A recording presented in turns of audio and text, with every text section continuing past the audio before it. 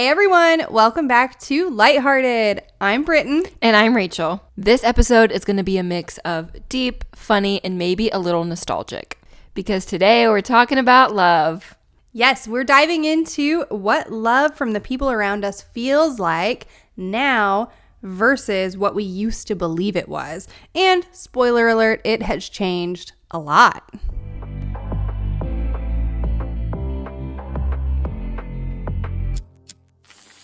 So today, along with talking about love, we're also talking about love languages, whether they actually work, how they evolve, and how we've kind of learned to redefine what being loved really means as an adult.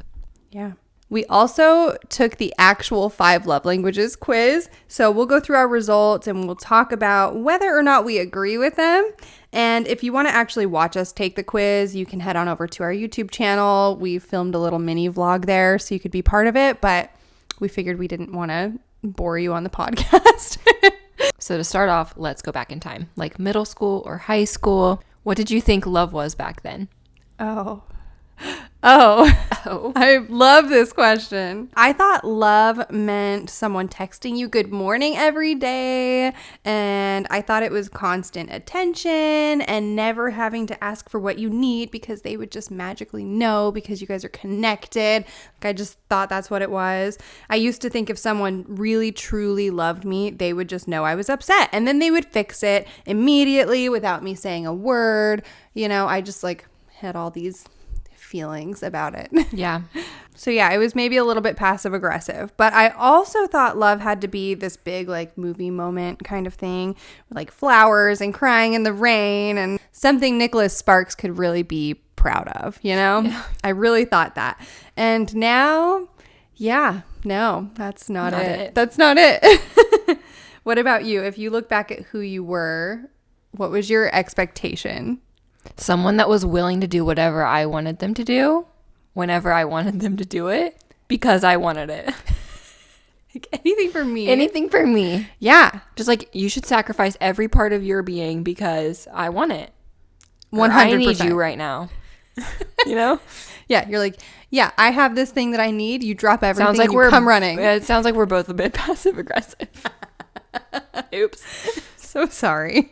Yeah. It's so fun. And then my view of romantic love as a middle schooler was yeah, everything's perfect all the time, rainbows and butterflies and date nights and just really cute stuff, and not the reality of life at all. No, I don't know where we get that from though too, where movies. It's everything's perfect. Yeah. Disney. Thanks Disney, we still love you. I also thought love growing up was just very specific, oh, I love my mom, or I love my future husband, or you know what I mean, just very specific, oh, if you love someone, it's serious, which I mean it is to an extent, but I think too I have so much love for so many people now, and it's all a little bit different, and yeah. I can love people that I don't even know that well, really hard, and that's just not what I thought when I was a kid. No, I feel not to throw anyone under the bus, I feel like my mom, who maybe could have informed that for me. I never heard her talk about stuff like that. And so for me, it was nope, you love your family and you love your partner one day. And that's it. That is love. That is it. You don't have love for anybody else. Right. And so that's been interesting. I agree, where it's man, I just, I have love for everybody. Yeah. And didn't expect that. Yeah. Because I think I took to heart a ton the people always saying oh, don't tell someone you love them too soon, and that's in a a relationship way, a romantic relationship way. And I mean, I agree with that to an extent, but I also think too I took it to heart for every relationship I would ever have. So be careful loving people. Mm-hmm. Yeah, because it was oh, now that puts you on a different level with this person. Yeah. But it's no, I just love you. And I want you to know it. Yeah. Because it sucks walking through life not knowing that, right. Whether or not somebody loves you. Mm-hmm. Yeah. I think that was a generational thing almost, where it was just hey, you save that word for someone that you truly mean it for. Yeah. Yeah. We have a few questions here that we'll talk about. So feel free to be thinking about your answers to these. Do you think your love language is influenced by how you did or didn't receive love growing up? And this isn't to throw shade or anything, because this is just to analyze. Yeah. To be honest, I can't think of specifics, but like, I think, I mean, anything is influenced by how we grew up. Like, every choice we make, good or bad, is because of how we were raised and the things we were taught and the way we received love or, appreciation or like all the different things. I think that's just how we work. Yeah. But I can't think of anything like really specific, like a story to share or anything. Do you have anything that you... I think, yes, I think my love language was super influenced by how I grew up. I think again, not throwing anyone under the bus, this is all just analytical. Like, I think I didn't receive a lot of words of affirmation. And so because of that, I'm uncomfortable with words of affirmation. Yeah. Unless it's from specific people. Yeah. Okay. And then every time my dad would go on a business trip, he would usually bring me back something, like whether it was like a stuffed animal or even like, I loved the little hotel shampoo and conditioner bottles. I loved them. That's so cute. And so sometimes like he would just bring me back some of those from like whatever hotel he was staying at. And so I think because of that, it grew into gifts. Because I was like, oh, like this is how he can show me love when he's been gone for a long time. Yeah. And so, so I think it kind of like molded me into like wanting gifts and not knowing how to accept words of affirmation. Right. Yeah.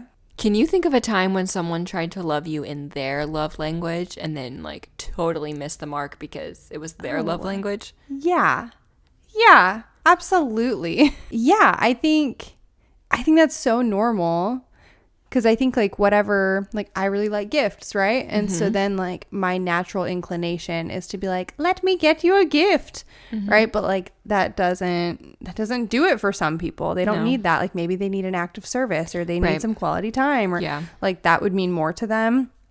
So I think it's really natural to like whatever works well for you, you try to give it to others. Yeah, for sure. Yeah. But I think being mindful of that and being like, oh man, I can't just give in the way that's comfortable for me to give. Right. Yeah. I think that's why it's important for like people to know what your love language is. Yeah. Like if you always know like what your spouse or your friend's love language is, then it's going to be easier to love them.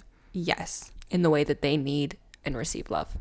Yeah. Cause like, I think about like the people in my life and I'm like, I could bake them cookies every day of their whole life, and like it's not going to mean anything to them, right? Because they want to spend time with me, right? Like they need time, or they need me to tell them how awesome they are, or and so it's just like an act of service is not going to do it, right?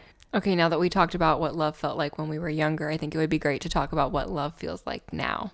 Yeah, I think for me it's a lot less passive aggressive now.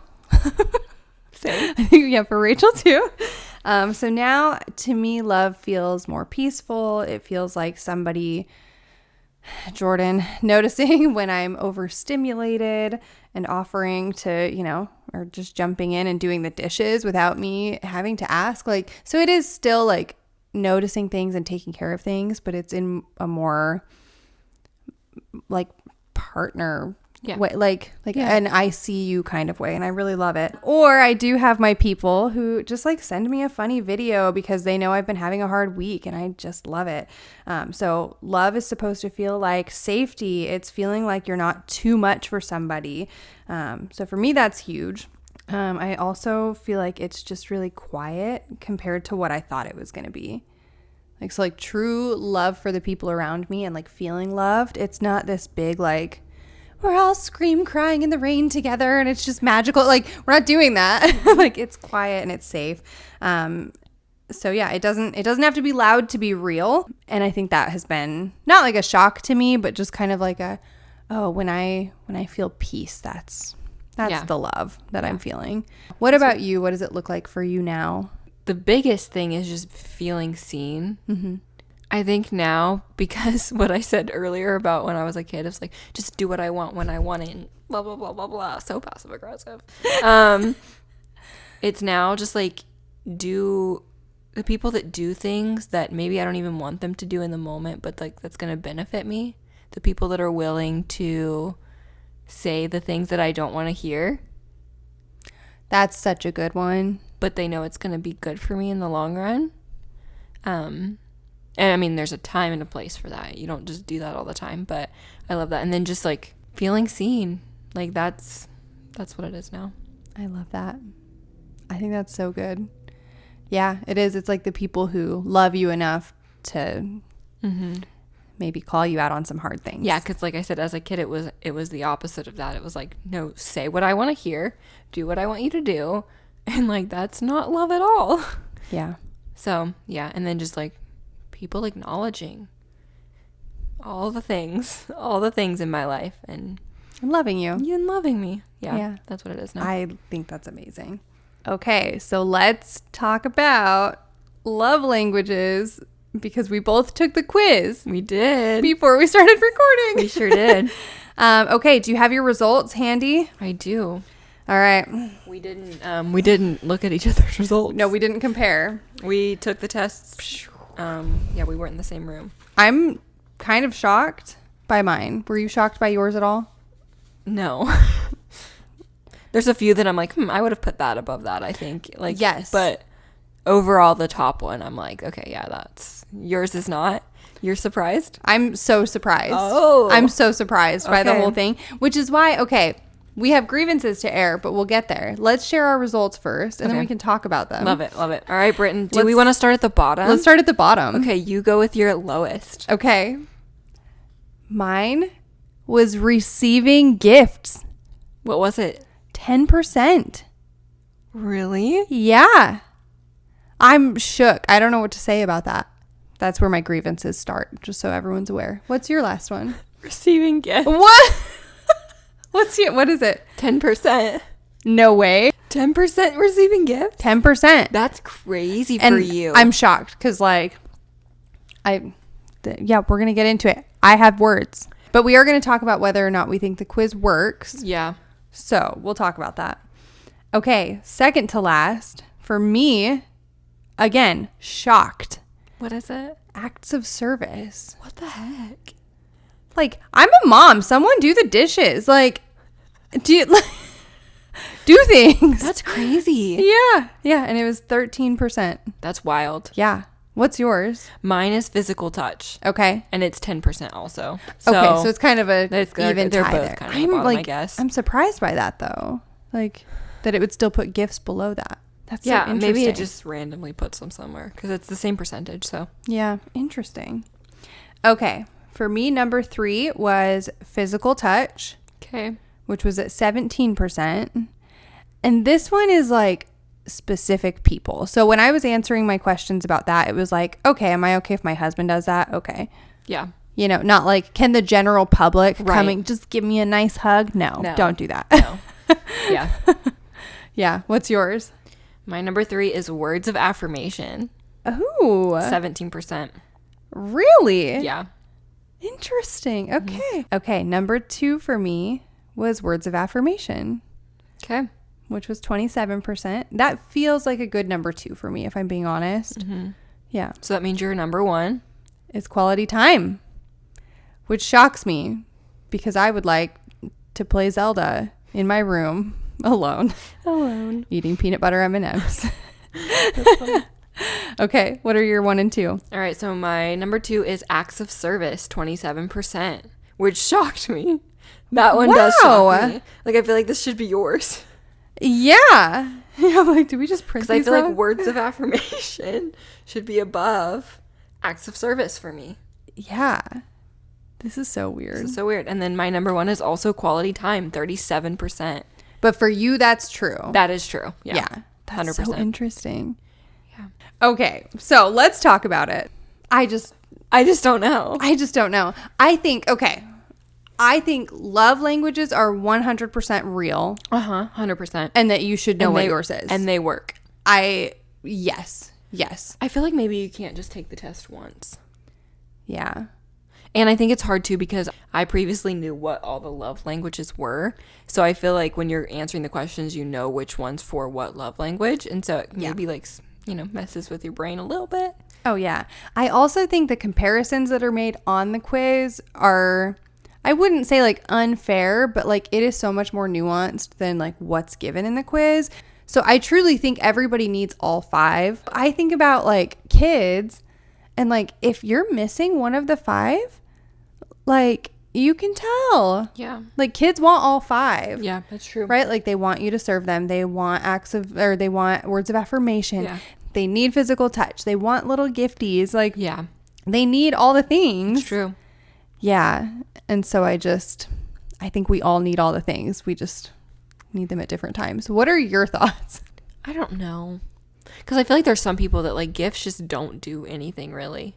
Yeah. Truly. But like if it was like every birthday, they just didn't get anything from anybody, and every That's true. whatever, they just didn't ever get anything. That's true. You would feel that for like, sure. so maybe you have your special moments where you would love a gift. Right, but it's not all the time.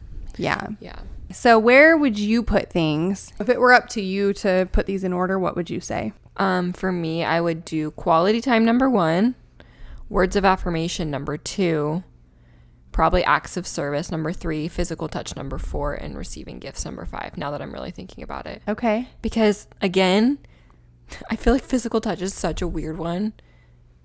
And I feel like it's going to change too. Like if like I'm single, so like I think it's going to be so different from like when you're a teenager to like when you have like an actual relationship. Physical touch is going to be so different. Yeah. I don't know. Absolutely. I think I would do it that way, but Yeah, I love that. what about you? I think I would do probably like receiving gifts and words of affirmation would probably be tied at the top. So I'm like,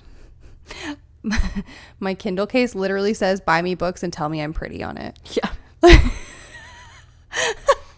I'm just realizing that. Yeah. Like, buy me books, tell me I'm pretty. So probably those two. So receiving gifts and then words of affirmation would probably be tied for 1. Yep. Then I think I would all of things would just be tied. Okay. At the So then I bottom. would probably do like acts of service and quality time would be similar. And then physical touch would probably be lowest on my list, but only because I am okay with it from certain people. Like physical touch isn't my like, My end all be all. man, if every single No. person could just hold my hand and tell me that they're No. like, no, Ew, no, I hate that. no. Let us know if you take this and tell us what you think of your results. Yeah. Can we link it? Yeah. Yeah.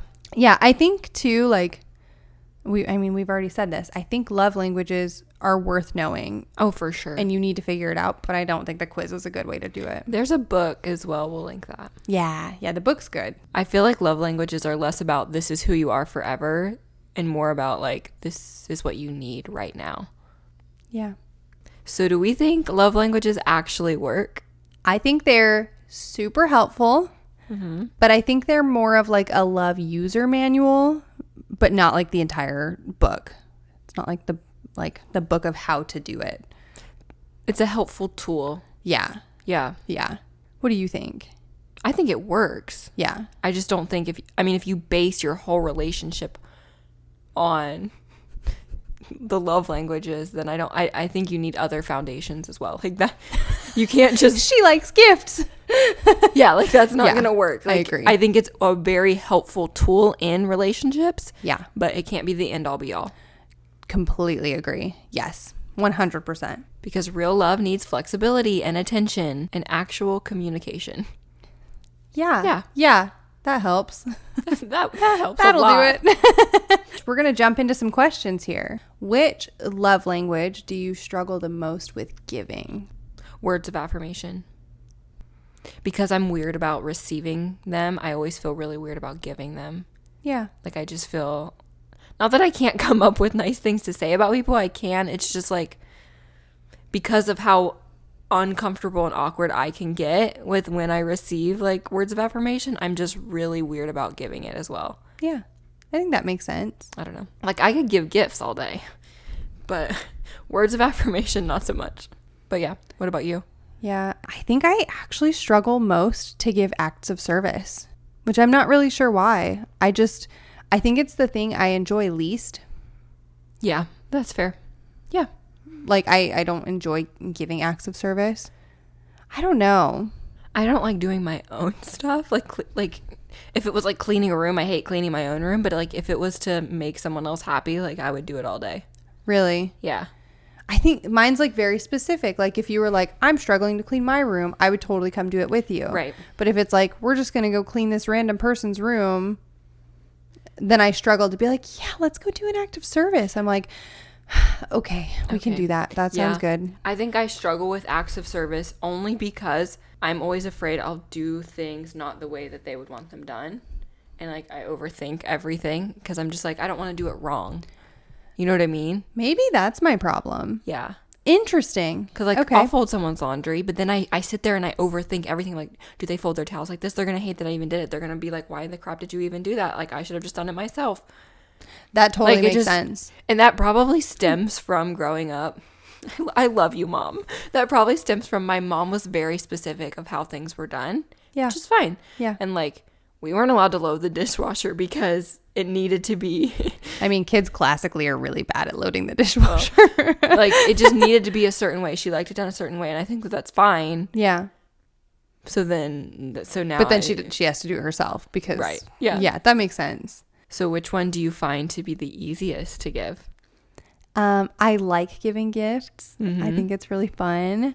I also think I give words of affirmation just like really freely.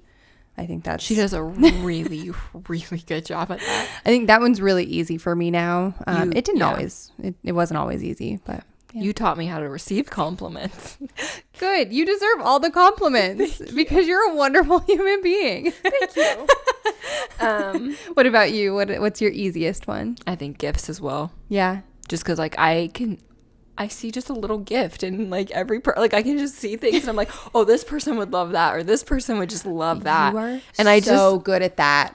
I love doing it. It's so fun. No, like the last 3 things you've done for me, I'm like, how did she know I really just needed this? It's not a big deal though. No, but it feels like a big deal. The last one being rolls from Texas. That made my entire day.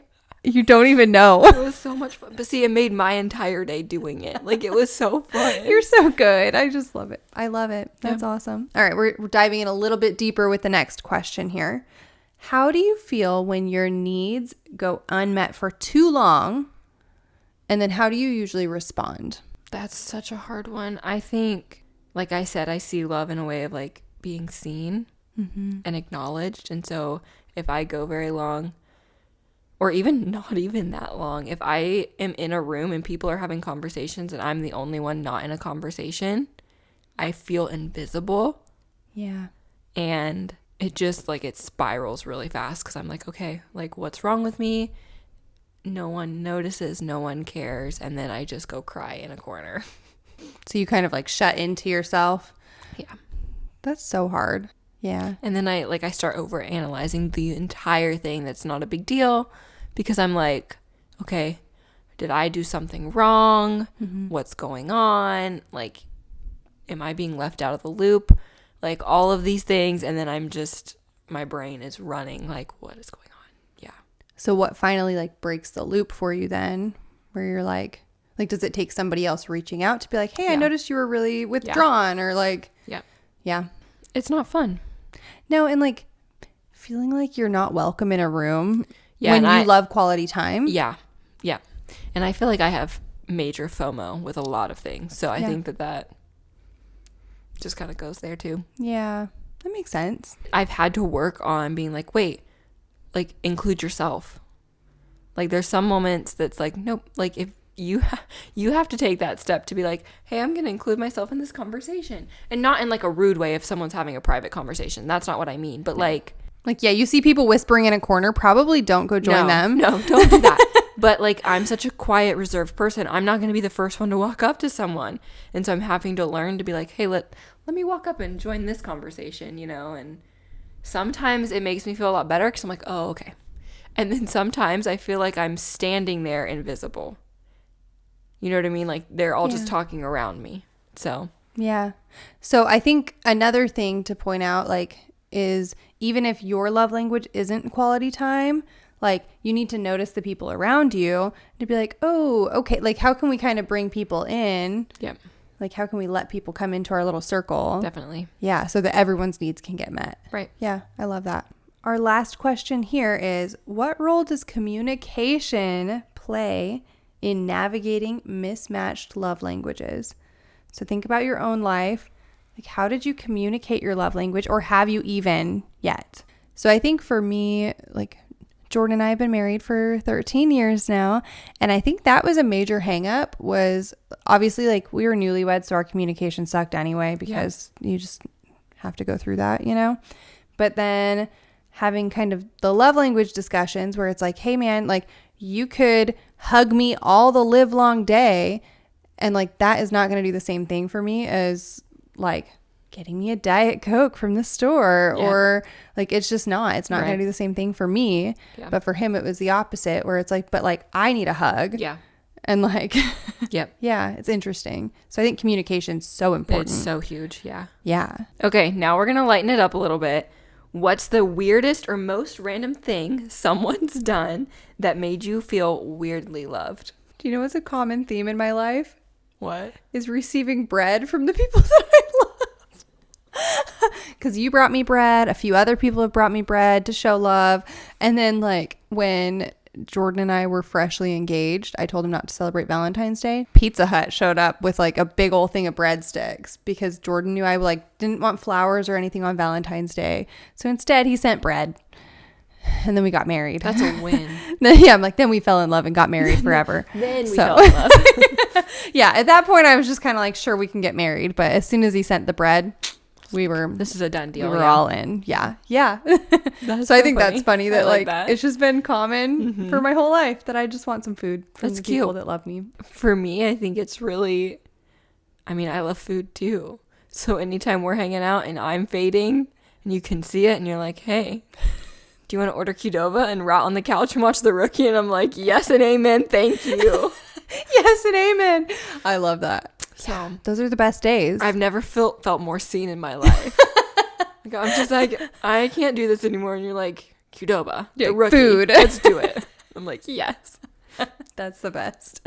I love that. All right, you guys. So whether your love language is gifts, words, acts, or even just people sending you memes on the internet, what matters most is that you figure out how you feel seen and that you're willing to see others too. And you're allowed to change. You're allowed to ask for something different than you did 5 years ago. Yes, absolutely. If you end up taking the quiz, we would love to know if it got your 5 in order, if you feel like they're correct or if it's wrong, or if it was just like not a nuanced enough quiz. We would really love to know what you think. Yeah. Thank you so much for joining us today. If you're enjoying Lighthearted, don't forget to subscribe and leave us a review. It really helps us reach more people who need a little more light in their lives. And be sure to follow us over on Instagram at LightHeartedPod to see clips of our episodes and fun behind the scenes content. We would also love to hang out with you over on TikTok. That's also at LightHeartedPod. And be sure to check out our merch. The links for everything we just mentioned will be listed below in the show notes, as well as all of our journal prompts, the love language quiz, and the love languages book. And don't forget to stay lighthearted.